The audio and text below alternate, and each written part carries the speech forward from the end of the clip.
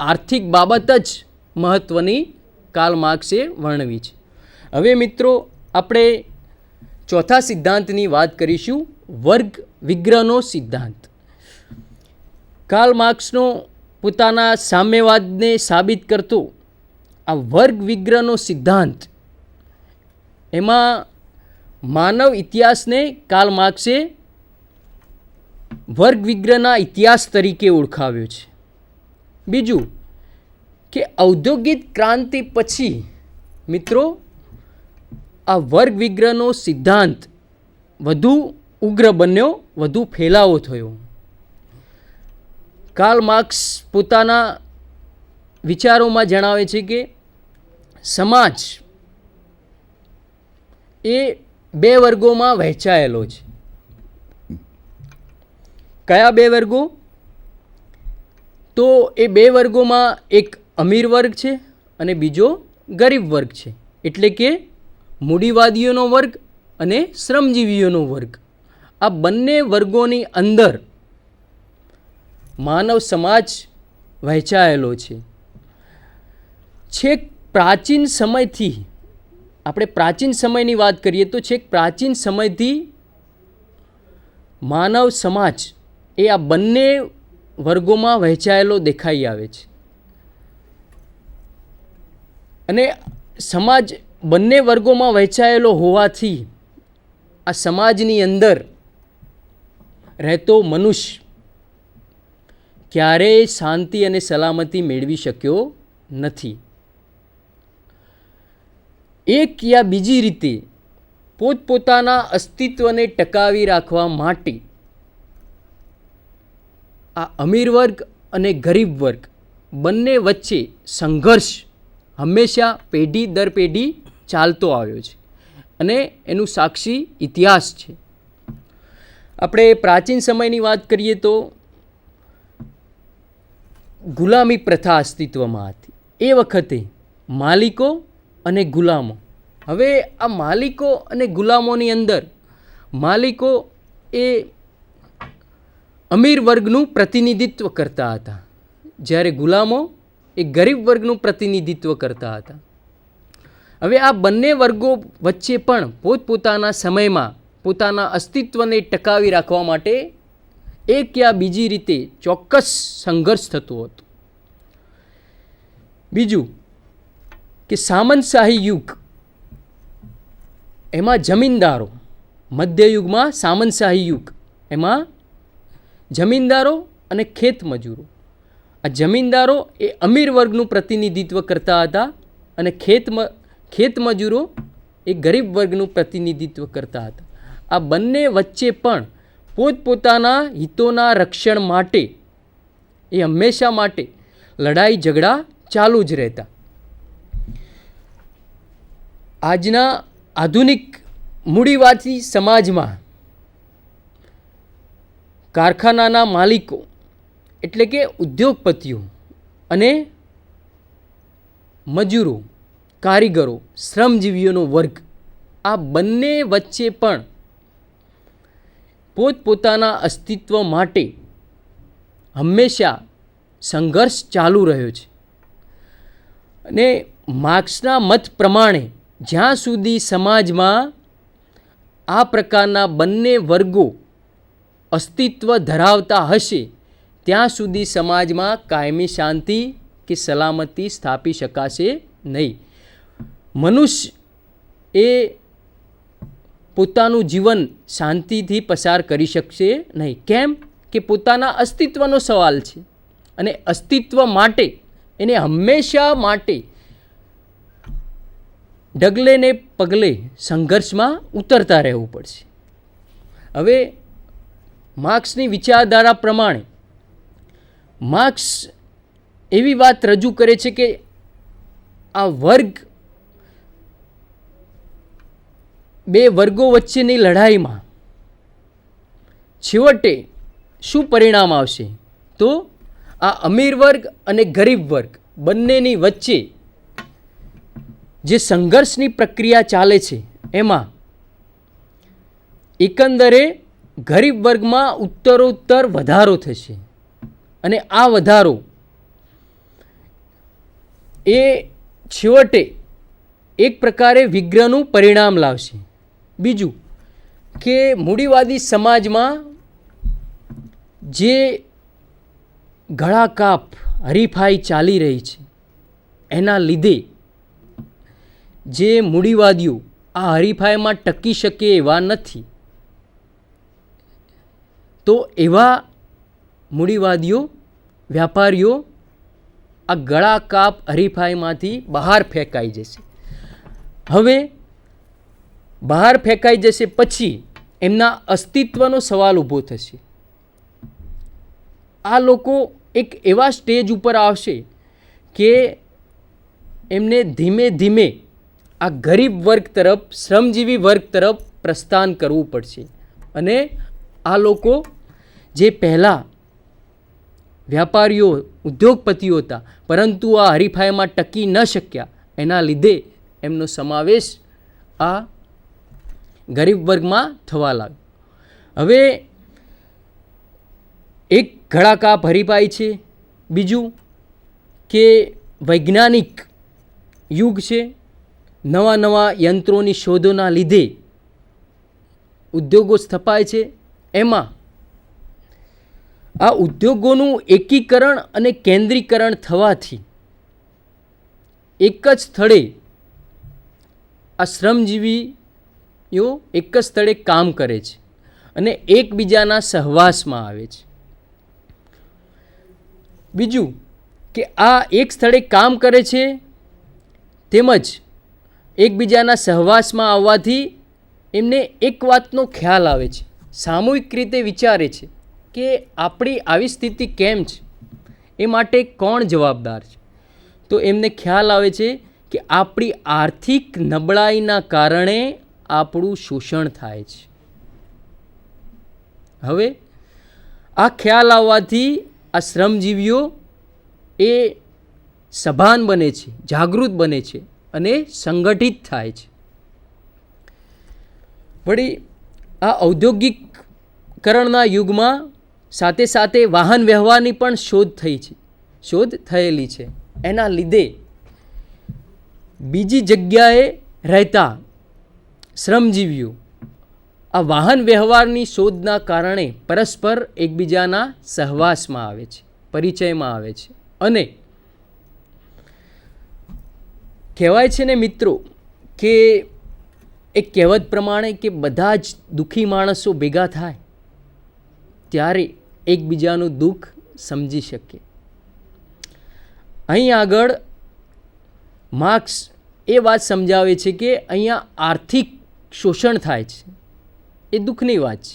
અને આ શોષણ કેમ થાય છે એ વિશે એ લોકો વિચારે છે. ત્યારે એ લોકો વચ્ચે એકતા અને એક સંગઠન ઊભું થાય છે.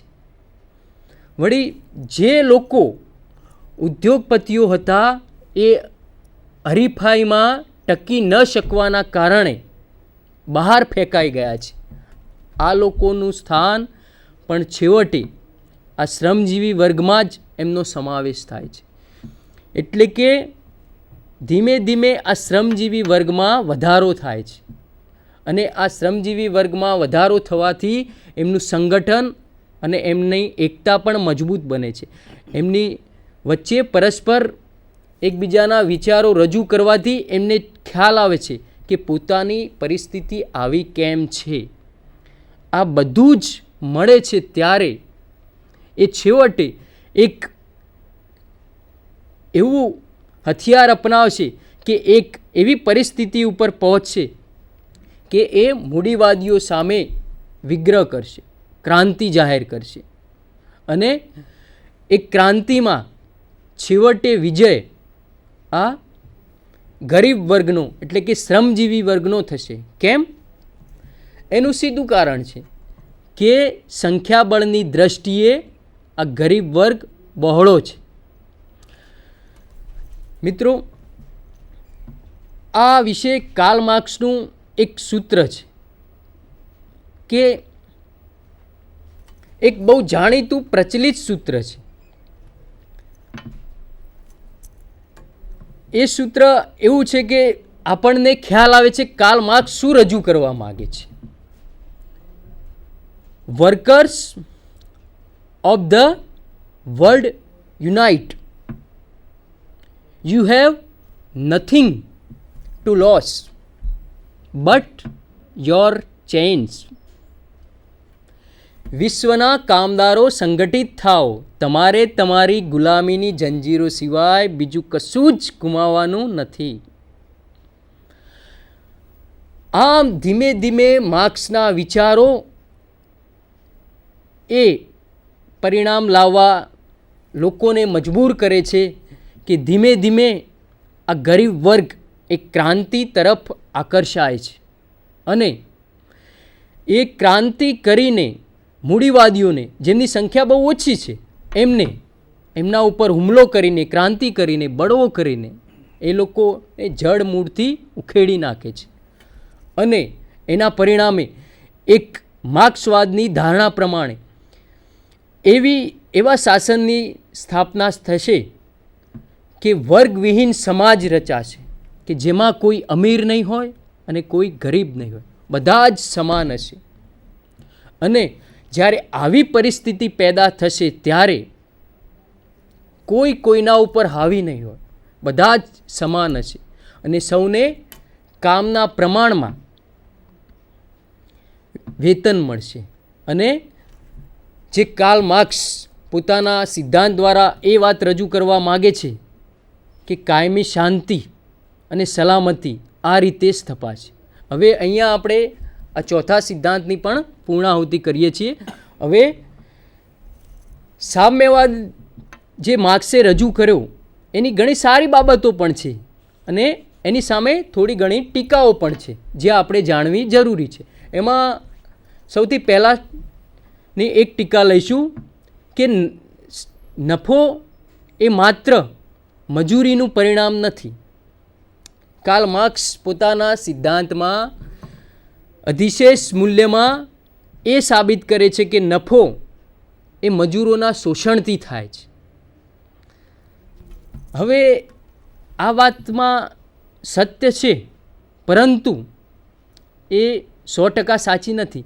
કારણ કે કોઈપણ વસ્તુનું ઉત્પાદન કરીએ તો એની અંદર મૂડીરોકાણ, યંત્રો, વહીવટ કુશળતા, ઉત્પાદકની સાહસ વૃત્તિ, સંચાલન બધા જ પરિબળો ભાગ ભજવે છે. એમાં મજૂરી પણ આવી જાય. એટલે આ નફાની ગણતરીમાં મજૂરીનું પ્રમાણ એ આ બધા પરિબળોમાંનું એક પરિબળ છે. માત્ર નફો એ મજૂરીનું શોષણ કરીને મેળવેલો નથી. તે અહીંયા આપણે એમ કહી શકીએ કે માર્ક્સની જે વિચારધારા છે એ બરાબર નથી. આપણને એની ટીકા કરવા માટે મજબૂર કરે છે. બીજી ટીકા આપણે એ રીતે કરી શકીએ કે ઇતિહાસનું માત્ર આર્થિક દ્રષ્ટિએ જ અર્થઘટન કરવામાં આવ્યું છે. કાર્લ માર્ક્સે ઇતિહાસનું જે ભૌતિક આર્થિક અર્થઘટન કર્યું છે પોતાના સિદ્ધાંતમાં, એમાં ઇતિહાસને આર્થિક દ્રષ્ટિએ જ મહત્ત્વનો ગણ્યો છે. હવે આર્થિક બાબત એ માનવ સમાજના ઇતિહાસમાં જરૂરી છે, આપણે સ્વીકાર્યું, પરંતુ એ સિવાય બીજા અન્ય પરિબળો જેમ કે સામાજિક, રાજકીય, સાંસ્કૃતિક, ભૌગોલિક વગેરે પરિબળો પણ એક યા બીજી રીતે મનુષ્યના જીવનને સ્પર્શે છે. માત્ર ને માત્ર તમે આર્થિક બાબતથી કોઈપણ વસ્તુનું કે સમાજનું કે ઇતિહાસનું વિશ્લેષણ કરો એ શક્ય નથી. એટલે અહીંયા પણ માર્ક્સ થોડો ઘણો ખોટો સાબિત થાય છે. હવે ત્રીજી ટીકા એ છે કે સાધન શુદ્ધિની અવગણના થઈ શકે નહીં. હવે કોઈપણ ધ્યેય કે સાધ્યને મેળવવા માટે કોઈપણ પ્રકારના સાધનનો ઉપયોગ કરવો, એમાં વળી ખાસ કરીને હિંસાનો ઉપયોગ કરવો સાધન તરીકે, એ બરાબર વાત નથી. કેમ? એટલા માટે કે સાધ્ય અને સાધન એ ગાઢ રીતે સંકળાયેલા છે. સાધ્ય એટલે તમારે જે મેળવવું છે એ, અને સાધન એટલે જેના વડે તમારે મેળવવું છે તેવું હથિયાર. હવે કાર્લ માર્ક્સ જે સમાજની કલ્પના કરે છે એની અંદર એક કાયમી શાંતિ લાવવા માગે છે, કાયમી સલામતી લાવવા માગે છે. હવે આ કાયમી શાંતિ અને સલામતી માટે એ હિંસાનો માર્ગ અખત્યાર કરે છે. તેનો વિચાર બહુ સારો હતો, શાંતિ અને સલામતી, પરંતુ કેવી રીતે મેળવવું, છેવટે હિંસા દ્વારા પણ મેળવવું એવો ખ્યાલ હતો. એટલે એનું સાધન બરાબર નહોતું. હવે જો તમે કાયમી શાંતિ લાવવા માગતા હોય, કાયમી રીતે સારા પરિણામો ભોગવવા માગતા હોય તો પણ તમારું ધ્યેય પ્રાપ્ત કરવાનું સાધન એટલે કે હથિયાર પણ શુદ્ધ હોવું જોઈએ, સારું હોવું જોઈએ. અને જો એ સારું ન હોય તો એ મેળવેલું ધ્યેય એ લાંબા સમય સુધી ટકી શકતું નથી, અને અંતે એ જે પરિસ્થિતિ છે એ પડી ભાગે છે. એટલે કે આ વાતથી આપણે એમ કહી શકીએ કે સામ્યવાદનો અંત આવવાની પૂરી સંભાવના છે. હવે મિત્રો, હું સાહેબને વિનંતી કરીશ કે સમાપન કરશે. નમસ્કાર વિદ્યાર્થી મિત્રો. કાર્લ માર્ક્સ એની વિચારધારા અને એની ટીકાઓને ખૂબ સારી રીતે મૂકવાનો અમારો પ્રયત્ન રહ્યો છે. આપનો ખૂબ ખૂબ આભાર. Thank you very much.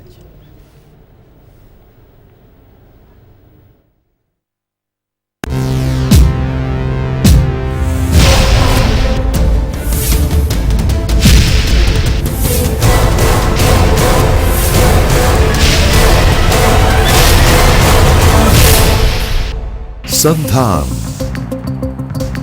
All Gujarat Integrated Classroom. સેટેલાઇટના માધ્યમથી જોડતી કડી એટલે સંધાન.